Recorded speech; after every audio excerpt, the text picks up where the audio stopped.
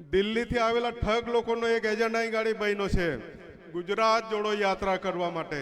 એ ગુજરાત જોડો યાત્રા નથી, આદિવાસી તોડો યાત્રા કરે છે એ માણસ। કેમ કે એને આપણે સબક શીખવવો પડશે। એનું કારણ છે કે પણ ભાજપનું પ્યાદુજ છે, બે ટીમ છે, એ આરએસએસની પેદાઈશ છે। અરવિંદ કેજરીવાલને આ અન્ના હજારે અને આ ભાજપે જ પેદા કર્યા છે। આ એના જ દીકરા છે, ભાજપના જ દીકરા છે। એટલે એવા લોકોને ઓળખી લેજો। એનું કારણ છે કે આવા માણસોને હાથા બનાવી આપણે જ્યારે જંગલ કાપવાનું હોય તો આપણે લાકડીનો હાથો જોઈએ તો જંગલ કાપી શકીએ। માટે આ વિસ્તારમાં એક હાથો બનાવ્યો છે આદિવાસી વિસ્તારમાં, જેણે આ વિસ્તારની અંદર આ બાજુથી તે બાજુ દોડવાનું કામ કર્યું, પણ એ શું કંઈ ઉગવાનું નથી। સાહેબ, હું ડેડિયાપાડામાં 22 વર્ષ લડ્યો છું। હું 2 વખત ધારાસભ્ય બન્યા છે।